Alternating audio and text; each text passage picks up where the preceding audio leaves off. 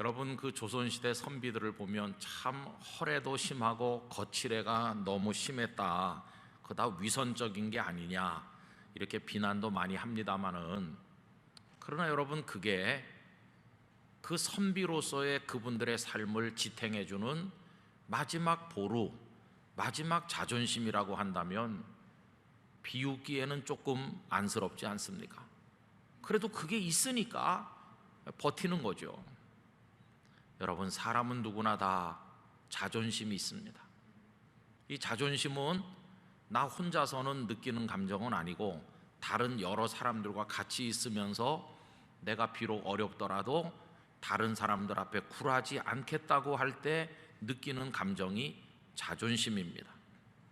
또 그 비슷한 감정이 자신감이라는 게 있는데, 자신감은 어떤 과제, 어떤 과업을 내가 능히 수행해 낼 수 있다고 하는 자신에 대한 믿음, 그게 자신감이죠.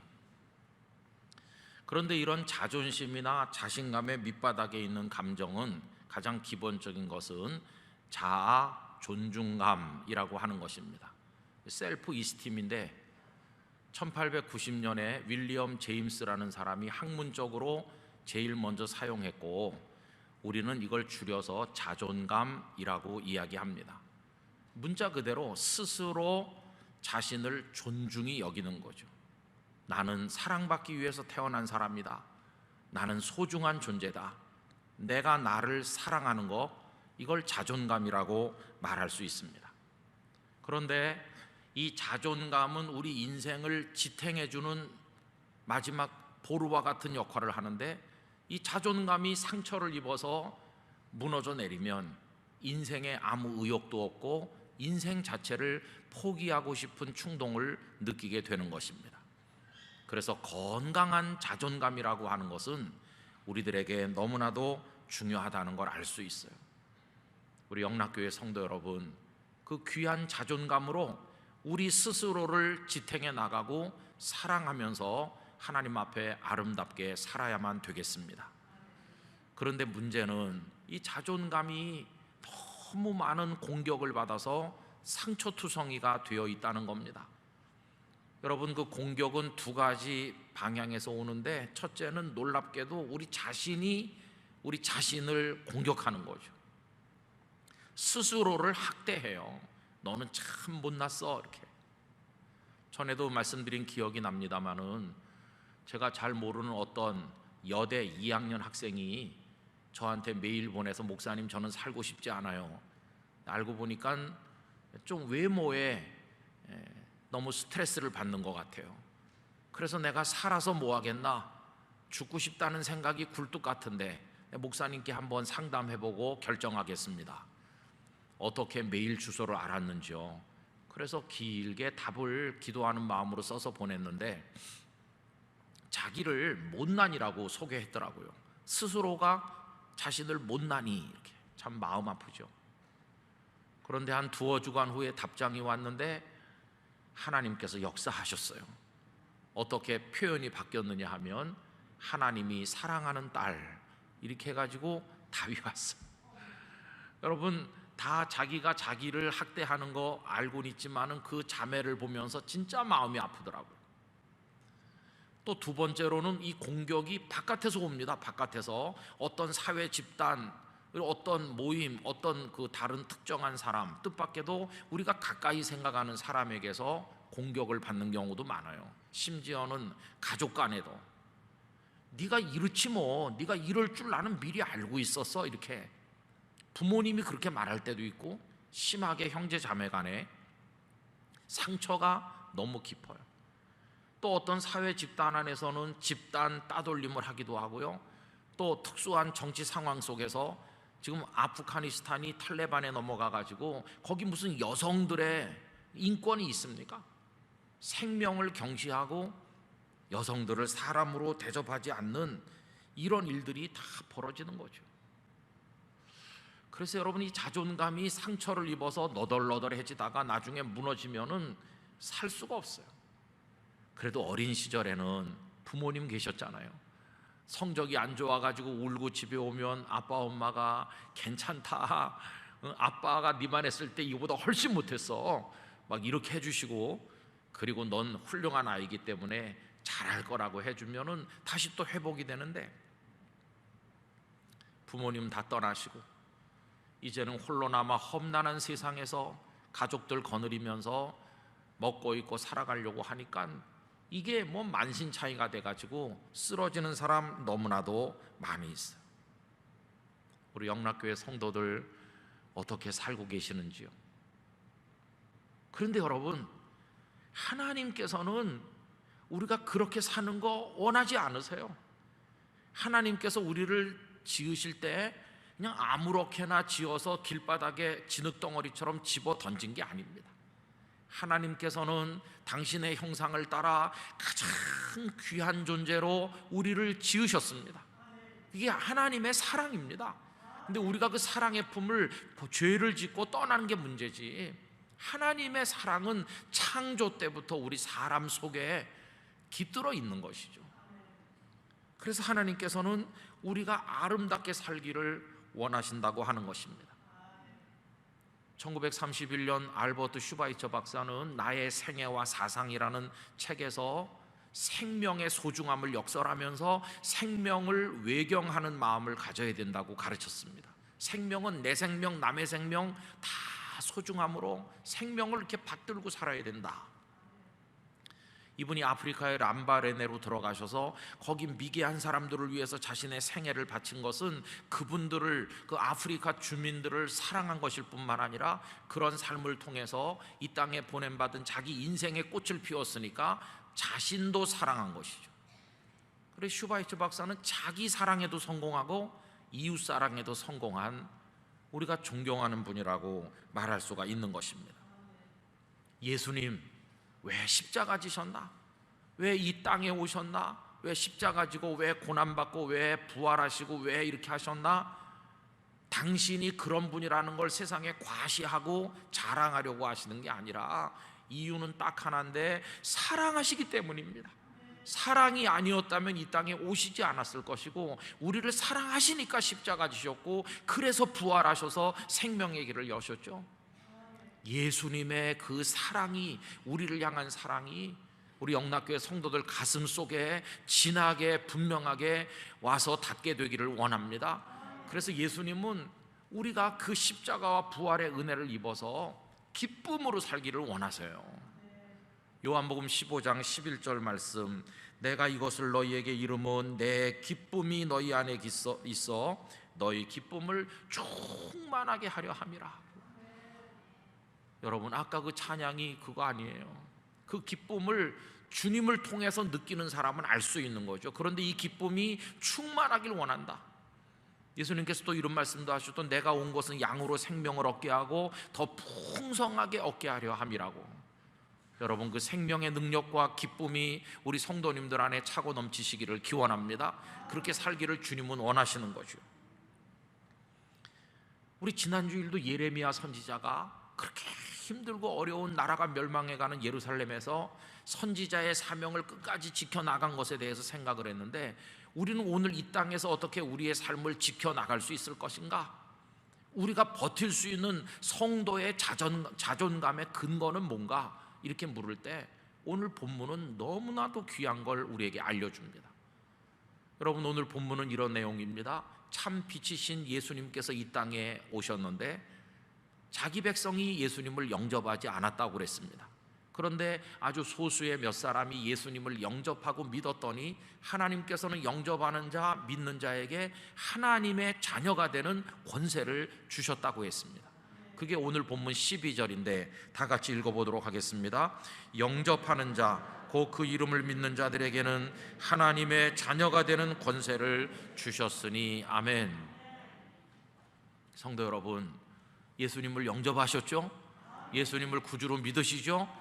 그러면 하나님의 자녀가 되신 거예요. 그런데요, 이게 쉬운 게 아닙니다.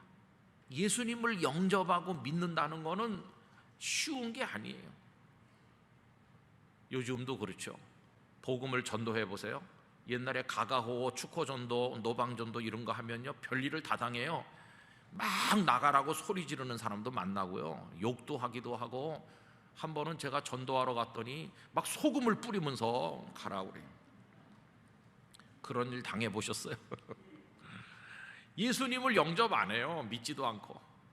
그러면 그 예수님 당시에 예수님의 제자들이 예수님을 믿고 따랐는데 쉬운 것이었을까요? 아닙니다. 유다 사회가 다 예수님을 따른다면야 그거야 뭐 남들도 다 하니까 쉬운 거겠지만, 대제사장, 바리새인, 서기관, 백성의 장로들, 유력한 사람들이 다 예수님을 정죄하고 죽이려고 하는데 나 혼자 난 저분을 사랑합니다, 이게 쉽겠어요? 거기다 그냥 잠깐 믿는 게 아니라 배와 그물을 다 버려두고 예수님을 인생을 다 바쳐 따른다, 그거 어려운 일입니다. 거의 불가능할 만큼 어렵죠. 더군다나 이 요한복음이 기록된 것은 아무리 빨라도 주후 80년경이라고 하고 대개 90년과 80년과 어간이라고 그래요. 그럼 그때가 어떤 때입니까? 네로의 박해가 벌써 60년대 다 쓸고 지나갔고 로마 제국 전역에서 그리스도인을 향한 박해가 진행되고 있던 그런 때거든요. 그러니까 그 시대는 예수님을 영접하고 믿으려면 생명을 걸어야 되는 거예요. 그게 쉽겠습니까? 하나님의 자녀가 되는 권세를 얻는 게 쉽겠어요? 그건 너무나 어려운 거죠. 그러면 그 당시에는 이 요한복음이 기록될 때는 예수님을 영접하고 믿는 사람이 단 한 명도 없었느냐? 아니요. 로마 제국 구석구석에서 많은 이들이 십자가를 질 각오를 하고 원형 경기장에 끌려갈 각오를 하고 주 예수님은 나의 주님이십니다, 이렇게 하는 거죠. 그게 어떻게 되는 것인가? 그게 가능한가? 인간적으로 그게 불가능할 것 같은데 이런 생각이 들잖아요. 여러분, 그 대답이 바로 13절에 나오고 있어요. 13절 다 같이 읽겠습니다. 이는 혈통으로나 육정으로나 사람의 뜻으로 나지 아니하고 오직 하나님께로부터 난 자들이니라. 아멘. 그 영접하고 믿어서 하나님의 자녀가 되는 그 사람들은 자기 혈통, 육정, 인간의 뜻, 자기 방식, 자기 결단에 의해서 된 게 아니고 어떻게 그렇게 될 수 있느냐? 하나님께로부터 난 사람들이기 때문에 그렇게 할 수 있다는 것이에요. 여러분, 하나님께로부터 났다, 이거 아주 단순한 말로 바꾸면 하나님께서 낳으신 사람들이라는 거예요. 그러니까 하나님은 우리에게 아버지가 되시는 거죠. 하나님께서 낳은 사람들, 여기 하나님께로부터 난 자들 할 때 그 난, 이게 나타라는 뜻의 겟나우라고 하는 헬라어 동사를 번역한 거거든요. 하나님께서 우리를 낳으신 거예요. 얼마나 놀랐습니까? 이 겟나우라는 동사는 구약 성경을 헬라어로 번역한 70인역 성경에서도 사용되고 있는데 예수님께 사용될 때 그게 등장하고 있어요. 시편 2편 7절에 이런 말씀이 있습니다. 내가 여호와의 명령을 전하노라. 여호와께서 내게 이르시되 너는 내 아들이라. 이때요 메시아 예수님을 가리키는 거거든요. 너는 내 아들이라. 오늘 내가 너를 낳았도다. 그때 이 겟나오라는 동사가 나오죠. 그러니까 하나님이 예수님을 낳으신 것처럼 우리 같은 사람도 하나님의 자녀로 낳으셨다, 이런 논리가 되는 거예요. 그러니 우리가 초라하고 보잘것없는 존재입니까? 아니요. 하나님께서 낳으신, 하나님으로부터 난 너무도 소중한 존재가 우리 자신입니다. 여러분은 소중한 분이세요. 하나님의 자녀이기 때문입니다. 그럼 하나님께서 우리를 어떻게 낳으셨나? 그 핵심이 요한복음 3장에 거듭난다는 데서 등장하죠. 여러분, 거기 거듭난다는 동사가 여러 번 나오는데, 예를 들어서 요한복음 3장 3절, 예수께서 대답하여 이르시되 진실로 진실로 네게 이르노니 사람이 거듭나지 아니하면 하나님의 나라를 볼 수 없느니라. 그 거듭난다고 할 때 난다, 그게 바로 겟나오거든요. 니고데모가 예수님을 찾아와서 이야기할 때 거듭나는 이야기를 예수님 말씀하셨거든요. 거듭나는 게 뭡니까? 예수 그리스도를 믿어서 새 사람으로 태어나는 걸 말하잖아요. 근데 그게 쉬운 게 아니죠. 왜냐하면 우리 속에는 죄가 꽉 차서 우리 스스로를 죄인이라고 고백을 안 해요. 회개를 안 해요. 아까도 말씀드린 것처럼 주님의 이름을 영접하고 믿지도 않아요. 꽉 닫혀 있어요. 우리도 그랬던 사람이죠. 사탄의 자식이었어요. 그런데 그런 우리 속에 하나님의 영이시며 예수님의 영이신 성령님께서 쭉 들어오셔서 완악한 마음을 녹이시고 닫힌 마음 열어주시고 어두운 눈을 열어주셔서 십자가와 부활의 복음을 깨닫게 하시고 믿게 하시고 죄를 고백하고 회개하고 하나님의 자녀가 되도록 우리 속에 놀라운 역사를 이루신 것이에요. 우리가 믿고 하나님의 자녀가 된 것은 우리의 육정 혈통, 우리의 뜻으로 된 것이 아니라 우리 속에 역사하시는 성령님을 통해 된 것입니다. 이거를 칼빈 선생님은 성령의 효과적인 적용이라고 말했는데, 성령님께서 이 복음을 우리 속에 적용하시고 역사하셔서 오늘 여기서 예배하게 됐고 하나님의 자녀가 된 줄로 믿습니다. 그래서 우리가 하나님으로부터 난 자가 된 것이, 그러니 얼마나 우리가 소중한 존재인지 알 수가 없어요. 이것에 관해서 요한일서 4장 7절은 이렇게 말씀했어요. 사랑하는 자들아, 우리가 서로 사랑하자. 왜요? 나도 당신들도 다 하나님께로부터 난 형제와 자매가 아니냐. 사랑은 하나님께 속한 것이니 사랑하는 자마다 하나님으로부터 나서 하나님을 알고, 우리 사랑하는 형제 자매들 다 우리는 하나님께로부터 났습니다. 그래서 우리는 하나님이 우리 아버지라는 걸 알고 있습니다. 그러니 우리는 서로 사랑해야 됩니다. 이런 이야기를 말씀하고 있는 것이죠. 그래서 여러분, 우리가 하나님의 자녀가 된 것은요, 우리 자신으로부터 기인한 것이 아니라 하나님께로부터 우리가 난 것입니다. 하나님은 우리를 낳으신 우리들의 아버지이십니다. 오늘 드리려고 하는 말씀 한 문장으로 말하면 이겁니다. 우리는 하나님께서 낳으신 하나님의 자녀입니다. 하나님은 낳으시고 버리는 분이 아니십니다. 우리를 끝까지 보듬어 사랑하시고 인도하십니다. 그래서 이 세상이, 사탄이 우리를 아무리 공격하고 우리 자존감을 다 망가뜨려 무너뜨려도 우리는 하나님의 자녀라는 거 믿으면 승리할 수 있습니다. 여러분, 어렵고 힘들고 비틀거리는 때가 오면 가슴 속에 외치시기 바랍니다. 나는 하나님으로부터 난 하나님의 아들이다, 딸이다, 이렇게 외치시기를 바랍니다. 그게 우리를 지탱시켜주는 자존감이 되는 것입니다. 아무리 어려운 상황에 처해도요, 나는 하나님의 자녀라는 거 확실히 붙들면 이길 수 있는 힘을 하나님 주시는 겁니다. 다니엘과 그의 친구들, 어린 나이, 어리다는 건 그 자체로 힘들잖아요. 그런데 또 다른 나라로 포로로 끌려갔잖아요. 언어가 다르고 모든 게 다르다는 것도 힘든 건데 그 신분이 포로니까 얼마나 힘들었겠어요. 뽑혀서 왕의 인재를 키우는 데 들어갔지만 그러나 모든 게 다 낯설었겠죠. 각 나라에서 끌려온 천재들 틈에 그들도 섞여 있었어요. 그런데 여러분 보세요. 다니엘과 그의 친구들은 최후의 자존감이 있었어요. 그게 뭐냐 하면, 우리는 아무리 행색이 남루하고 포로라 할지라도 우리는 하나님의 사람이라고 하는 자존감이 있었어요. 하나님의 사람이기 때문에 왕이 주는 음식을 먹고 우리를 더럽힐 수가 없다고 하면서 거기서 쫓겨나는 한이 있더라도 우리는 하나님 앞에 이 믿음의 자존감을 지키겠다. 열흘 동안 시험해 보니 그들의 얼굴이 더 윤택했어요. 3년 동안 기간이 끝나고 느부갓네살 왕 앞에 갔더니 다니엘과 친구들은 누구도 따라올 수 없을 만한 군계 일학 같은 인물이라는 게 증명되지 않았어요. 여러분, 그들 속에 있었던 믿음의 자존감을 우리도 가지게 되길 원합니다. 풀무불 앞에서도 사자굴 앞에서도 그들은 하나님의 사람이라는 거 잊어버리지 않고 있었다는 것입니다. 그래서 하나님의 자녀로 사는 우리나 그렇지 않은 이들이나 겉에서 보면 비슷해요. 똑같이 대한민국에 살고 똑같이 옷 입고 똑같이 뭐 음식 먹고 아유 비슷하다. 근데 비슷한 게 아니에요. 여러분, 꽃들이 쭉 있으면 꽃들이 다 예쁘네 그러지만 같습니까? 아닙니다. 가만히 보면 어떤 꽃에는 벌과 나비가 날아오지만 어떤 꽃에는 절대 안 날아옵니다. 왜 그럴까요? 하나는 생화고 하나는 조화니까요. 조화는 생명이 없어요. 조화는 땅에서 만들어진 땅으로부터 난 것이에요. 그건 죽은 것입니다.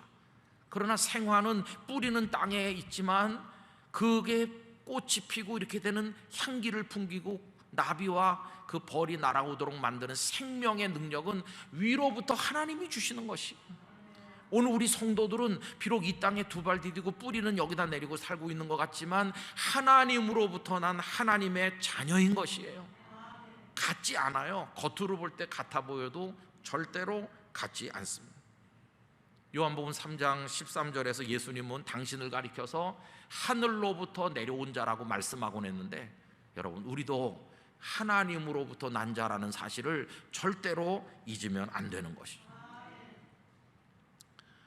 오늘 새벽에도 3시 반에 일어나서 이 말씀을 또 읽으면서 또 기도하면서 오늘 교회 오실 성도들 생각도 하면서 준비를 하고 있는데, 그래, 오늘 이 말씀을 통해서 우리 성도들이 나는 하나님의 자녀다, 이 거룩한 성도의 자존감을 회복하고 돌아가게 해주세요. 그래서 저희가 살아온 과거를 생각해 봤어요. 여러분, 사람은 변하고 세상은 다 변합니다. 요만했던 우리가 어른이 됐고 청장년 다 거쳐서 노년이 되고 기력이 쇠하고 등이 굽고 기억력이 떨어져요. 컴퓨터 머리라고 했었는데 나중에는 아들 전화번호도 생각이 안 나고, 그렇게 우린 다 변해요. 세상 인심도 변하고요. 한때는 부자였던 사람이 가난해지기도 하고 뭐 다 그래요. 다 변해요. 그러나 오늘 새벽에 가만히 보니까 변하지 않는 것 딱 하나, 요만했을 때도 하나님의 자녀였었고 지금도 하나님의 자녀라는 것이에요. 여러분, 돈 있을 때 하나님 자녀고 가난해지면 하나님 자녀가 아닙니까? 세상은 그래요. 돈 있을 때는 친하게 지내다 그 다음에는 가라 그래요. 그러나 우리 인생에 영원히 변치 않는 상수, 우리는 하나님의 자녀라는 것이에요. 그러다 나중에 우리의 마지막 호흡이 있을 때도 우리가 영원한 생명의 나라에 갈 수 있는 이유는 하나님의 자녀라고 하는 이 사실이 변하지 않기 때문인 것입니다.